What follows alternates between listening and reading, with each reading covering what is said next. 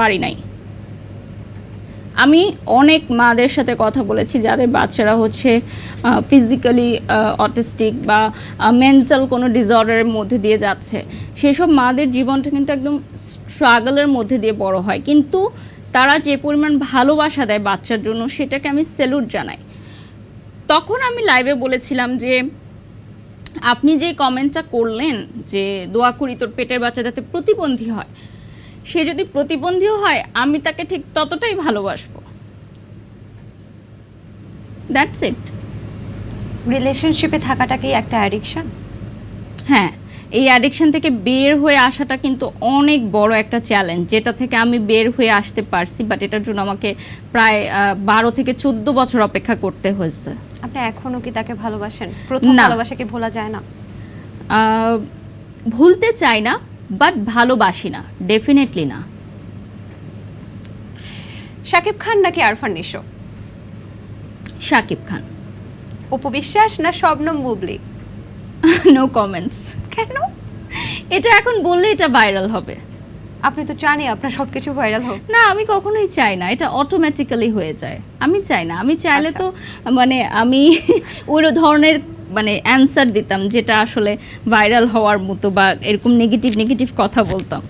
আচ্ছা, তাহলে অপু বিশ্বাস নাকি দিঘি? ধরেন একটা নৌকার মধ্যে আপনারা দুজন উঠলেন, যে কোনো একজনকে বাঁচাতে পারবেন, আপনি কাকে বাঁচাবেন? অপু বিশ্বাস নাকি? No comment.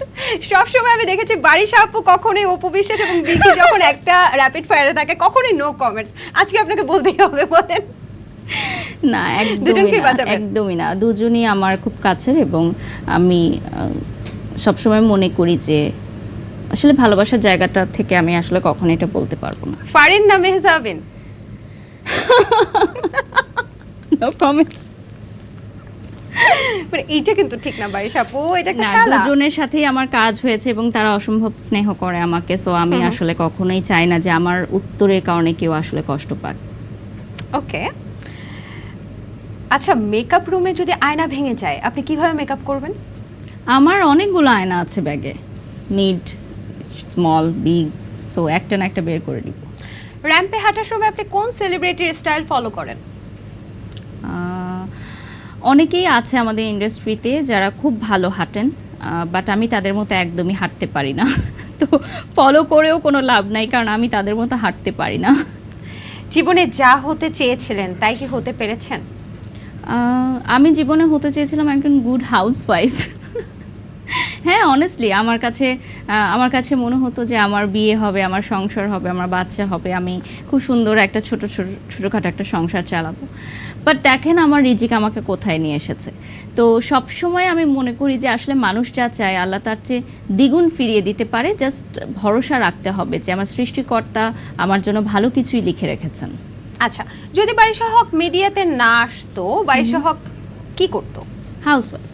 হাউসওয়াইফ হতো? আর কোনো প্রফেশনে যেত না? আমি আসলে জার্নালিজম নিয়ে লেখাপড়া করেছিলাম, তো হয়তো ক্যামেরার পেছনে কাজ করতাম।